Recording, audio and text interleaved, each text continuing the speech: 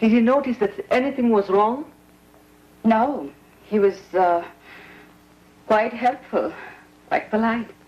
He gave me his telephone number. I can't believe it.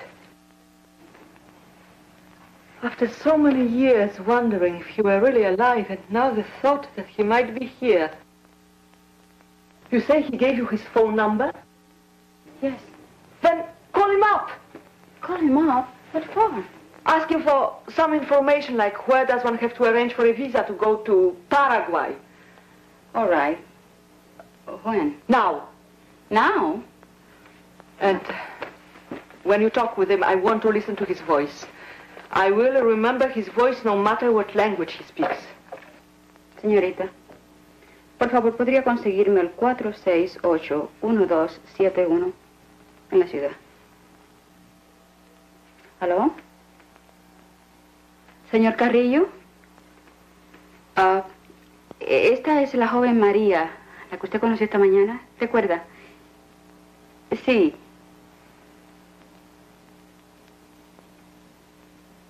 ¿Cómo? No, que quería darle las gracias por haberme dado las instrucciones de cómo llegar acá. Sí, llegué muy bien. Y se lo agradecí mucho. Sí, no hay que hablar. Adiósito. It's he.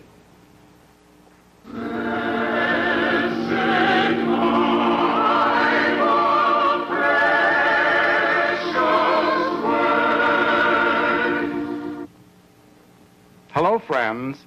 Have you ever wondered whether or not there will be a future day of reckoning for all the crimes which have been committed throughout the ages? And what about those who have innocently suffered as a result of these crimes? Will there be compensations for them? Many have pondered these questions, as will be seen from this program, which is presented in the spirit of tolerance and goodwill. The program opens in a hotel room in Buenos Aires, South America. But why tell you more? Let's get on with the program.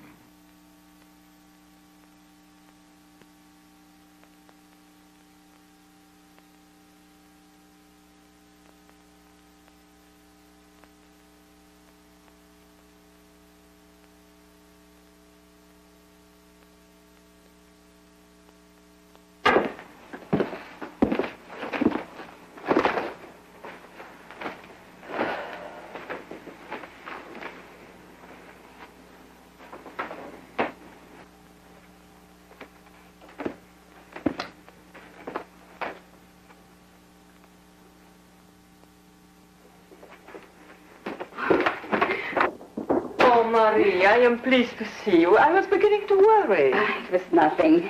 One thing led to another, and then I missed my train. Did you check the mail? Oh, yes. A letter from your husband. Oh, at last.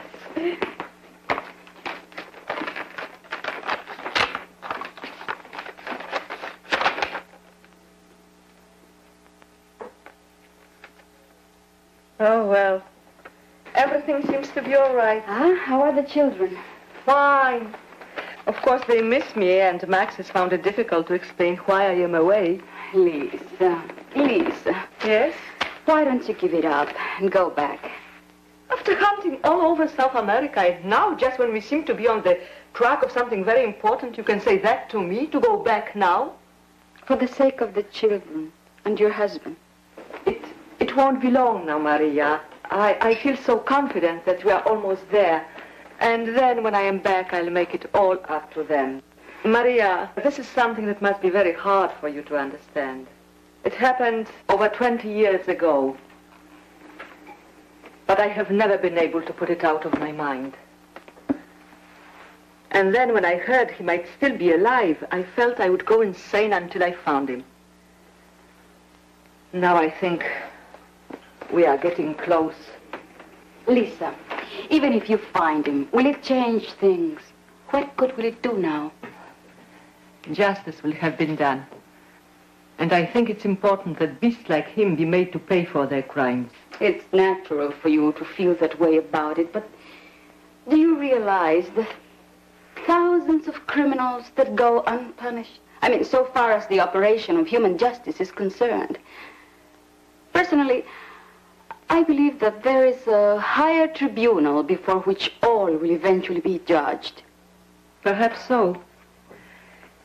But Maria, if you could have been there in those days, it goes beyond your imagination. How they made us live, how they made us die, how they laughed over their eating and drinking when they sent us off to the gas chambers, when they sent our bodies in for medical research. Maria, I was one of those girls. I was a very young girl. I was very pretty. I had no idea there could be such a thing as a devil in a human being alive in this world. The doctor, I'll tell you, was a devil. So many of my family and friends are dead by his hands, yet he is alive. Yes, alive, perhaps in this very city. Somewhere maybe he's laughing this very moment. Lisa, calm yourself. Recalling those horrors of the past won't help you any. After all, you did survive, and since have enjoyed many wonderful blessings. Now I am a rich woman. I have money. There is nothing I need in life, except maybe to satisfy this one ambition, to find him. And since it was so easy for me to be able to travel to make this search, I had to do it, and I am not sorry. Lisa. Yes. Did I ever tell you how my family became Christians? No. The story was told to me by my grandfather, who lived deep in the interior of Peru. He was an Indian and a member of a tribe that was forever at war with another tribe nearby. The tribes fought each other from one generation to another. Each tribe was trying to get even with the other, and when they did, this was an excuse for the other tribe to strike back again. This might still be going on, except that a missionary came into the territory and was able to reach the people in both tribes with a better viewpoint, a viewpoint of understanding and love, as against mistrust and hate. I get it. You think I am like those Indian tribes seeking revenge. And if I do get even, nothing will have been settled. But go ahead, Maria. Tell me the rest of the story. I suppose those Indian tribes simply stopped fighting, and that was that. Yes, Lisa, they did. But it wasn't that simple. It took time. If it were not for that, I wouldn't be here today. For my grandfather would never have had time to go to Lima, where he met my grandmother, and where they were married. Well, it's a touching story, Maria. I am sure it has had a great effect on your life.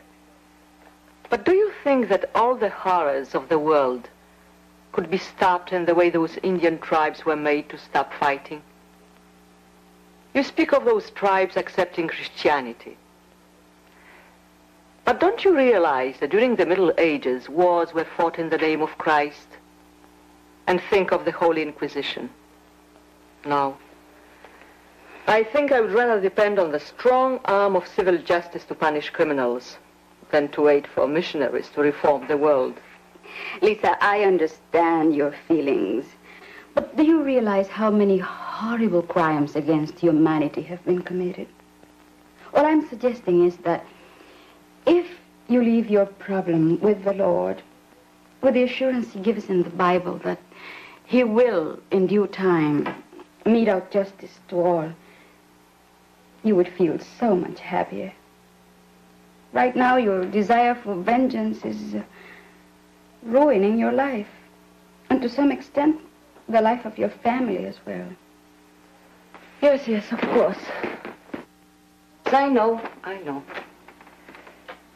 Oh, it's such a beautiful night. I can't get over how nice it was when we were out on the pampas. The land is so flat, so endless to the eye. It's a pure, natural beauty. Yes, the night on the way here, the night was so clear. The stars so close, it almost feels like you just jump up and grab a whole handful of them. Do you suppose he might be out there? Maybe. Living under the same stars. Sleeping peacefully at night, or haunted by dreams? Haunted by the fear that somebody will finally catch up with him? Lisa, what if we were finally to find out that he's alive, that he's here? I would get the news back to the authorities with all the information that they need. And then? He will be prosecuted. Then? He would be executed. And then? I would have seen justice done. And then maybe that which was unforgettable could be forgotten. Lisa. Yes. I have what you wanted. I don't understand. The reason I was late is that I was following a lead that we were working on. Someone told me that they had known such a doctor. So I went with her down to the Labous area, and she pointed him out to me. You actually saw him? Yes. Did he look like the pictures I gave you? Yes. But of course, it's been 20 years since those pictures were taken. His face is much changed. You are absolutely sure? I made arrangements to talk with him. How? I pretended that I was a tourist. He was very kind. Kind, did you say? Yes. And polite. Polite. Did you notice his speech? Yes. It was decidedly German. Did he sense that anything was wrong? No. He was quite polite. He offered to help me if I needed it. He gave me his telephone number. I can't believe it. After so many years wondering if he were really alive, and now the thought that he might be here. You say he gave you his phone number? Yes. Then call him up. Call him up? What for? Ask for some information like where does one have to arrange for a visa to go to Paraguay. All right. When? Now. Now? Yes. All right. And when you talk with him, I want to listen to his voice. I will remember his voice no matter what language he speaks. Hello. Señorita. ¿Podría hacer el favor de conseguirme el teléfono 416-2310 en la ciudad? Sí.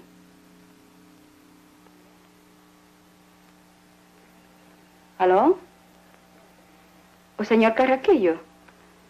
Oh, le habla María, la señorita que estuvo hablando con usted esta tarde. Sí.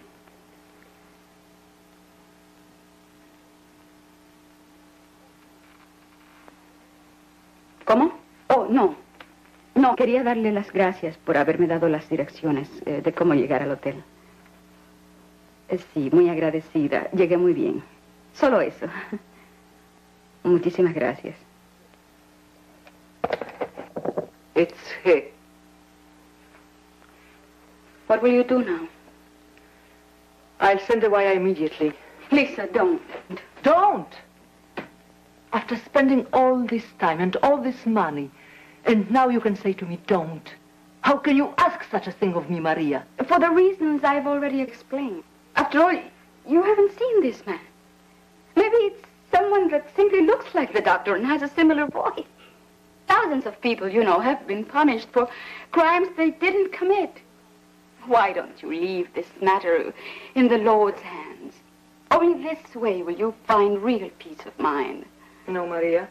I want you to ask at the desk the best way to send a cable immediately. You have the tickets? Yes. Everything's in order. Oh, Maria, I shall miss you. We spent so many wonderful months together, you and I. I shall remember the time I spent with you all the days of my life. You have been a true friend. I hope so. About yesterday, I hope you understand that I did what I had to do. I understand. And how do you feel now? How do you truly feel? Relieved, but not for the reason you think. I asked you to send that cable, and thinking about it since, I have concluded that it was the right thing to do. For after all, it's a crime to conceal the whereabouts of criminals if we know it. However, my real relief has come from a realization of the rightness of your view concerning the taking of vengeance into our own hands. I realize now that just to find the doctor and report his whereabouts would not have given me peace. My peace has come through getting rid of hate. Maria, I shall never forget what you have taught me. Surely we are happy that Lisa has discovered a better viewpoint. And it is the Lord's viewpoint. Vengeance is mine, I will repay, saith the Lord. However, Mr. Woodworth, do you think that for an individual simply to leave the administering of just punishment in the hands of God is the full solution of the problem of sin and sinners? Well, certainly it is a very happy solution for those who are able to leave their enemies in the hands of the Lord, for him to administer punishment according to his own standards of righteousness. However, there is an additional satisfaction in seeking to learn from the Bible just what God's plan for the sinful world really is.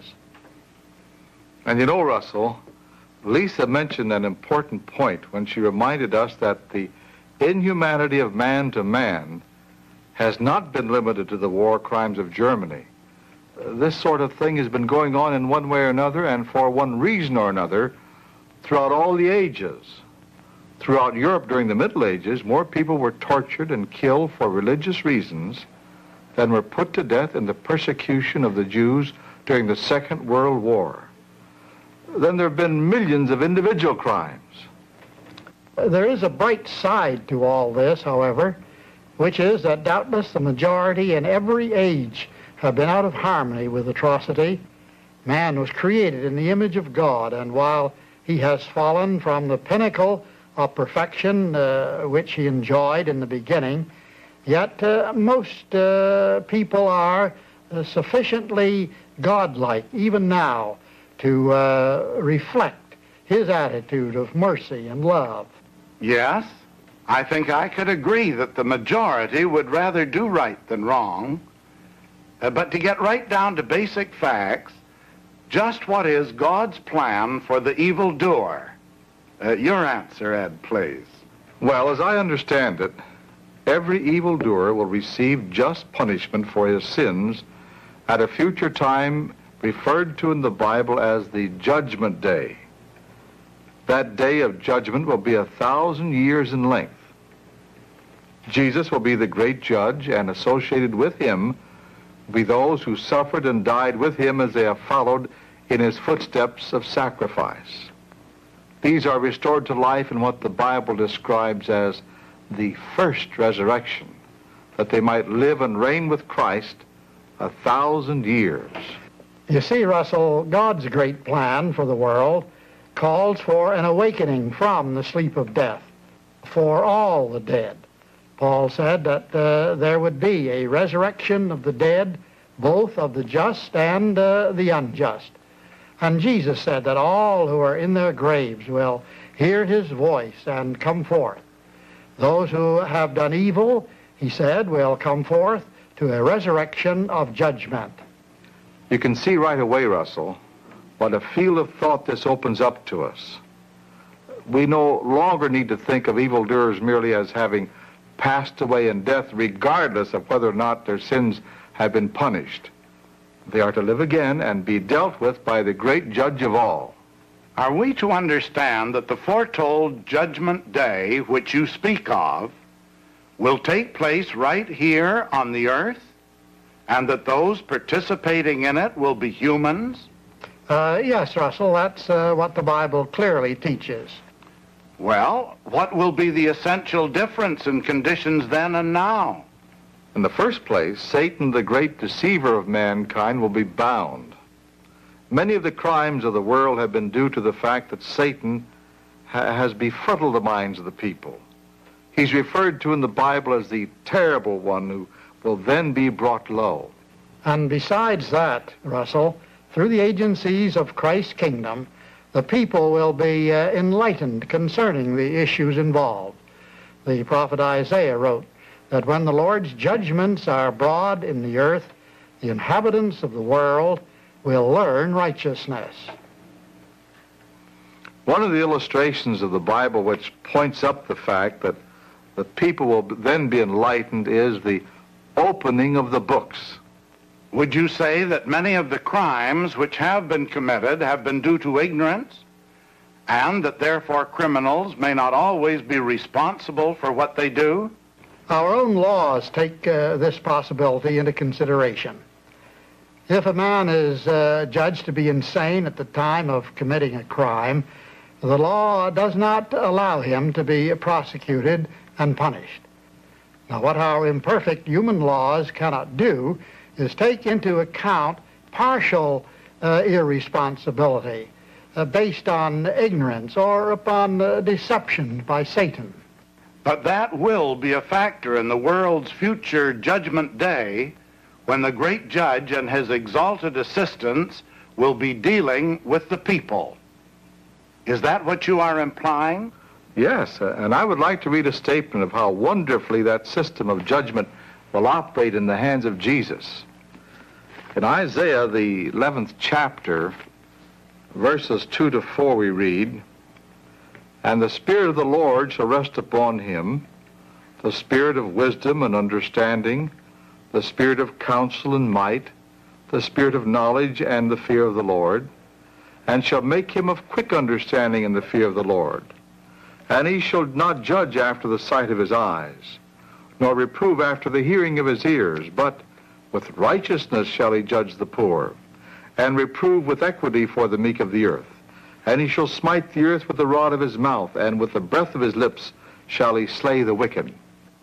Surely a wonderful judge. He will not need a jury to determine the guilt or innocence of a person, for he will be able to read the hearts of the people, and will therefore know just how responsible they are for their sin. And on that point, Russell, Jesus said that those who know the Lord's will and do it not will be beaten with many stripes, while those who do not know the Lord's will and do not do it will be beaten with few stripes. In other words, the punishment of the people in the future day of judgment will be in keeping with the measure of their responsibility. And this will be based upon the degree of their knowledge of right and of wrong. And I think, Russell, it is well to observe that Jesus did not say that anyone would be beaten with an endless number of stripes, such as implied in the idea of being tortured forever. The punishments in that future day of judgment will be corrective, and those who profit by them will be able gradually to take their normal place in society. But will all profit from these corrective punishments? The scriptures indicate that there will be willfully wicked ones who will not profit. Concerning the future judgment day, Isaiah wrote, "Let favor be shown to the wicked, and he will not learn righteousness. In the land of uprightness he will deal unjustly, and will not behold the majesty of the Lord." Peter said that all such will be cut off in death.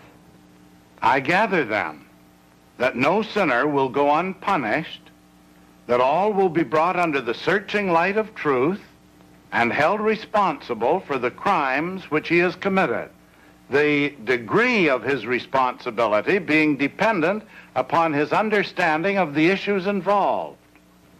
And of course, Russell, in that wonderful time of the divine plan, all will be fully enlightened and thus shown the right way if they want to take it. Fine. But I wonder now if we might get right down to cases. As we know, there have been many notorious criminals throughout the ages. Take Nero as an example. He caused Christians to be thrown to the lions, and he tortured them in other ways. Let us imagine Nero being awakened from the sleep of death and finding himself among those whom he has wronged. Just how will that work out? The scriptures do not reveal the details of individual cases, but certain principles are set forth in the Bible which help to guide us. For example, in Daniel chapter 12, verse 2, I should say, we read about the resurrection of the wicked dead. And it says that they shall awake to shame and lasting contempt. I think it would be an understatement to say that Nero will be ashamed when he is brought face to face with those whom he has persecuted and tormented. The Hebrew text indicates that this shame will be age-lasting, or lasting to a consummation. Let us say that Nero, being ignorant of the true God and of his will, and overwhelmed by the barbarous tendencies of the times, was not completely responsible for what he did. To whatever extent he was responsible, he will be punished. Perhaps the shame and contempt which will be heaped upon him at that time will be a part of the punishment. In any case, we can leave him in the hands of the Lord, who is too wise to err and will deal justly with him and with all. And you can see, Russell, that there will be all sorts of situations to deal with. And only the Lord will know how to straighten out the tangled affairs of the people and resolve every situation justly and with mercy. And I am glad he will be able to do this. How Lisa will then rejoice. But just one brief question. What about the idea that the Judgment Day is a time when Christians will be separated from non-Christians? Well, actually, Russell, Jesus said to his disciples that believers of the present time will not come into that future judgment at all. Instead, they will be associated with Jesus as judges in dealing with mankind as they are awakened from the sleep of death. This thought is clearly brought out in the little book, The Judgment Day. All are welcome to a copy of this little book, and it's free. Thank you. And friends, you are invited to send for your free copy of the little book, The Judgment Day. There is no obligation. You will be encouraged by the vital truths which this little book presents. To obtain your free copy, send a card or a letter to The Bible Answers. The book will be mailed to you without obligation. And now, until we see you again, goodbye, and may God bless you.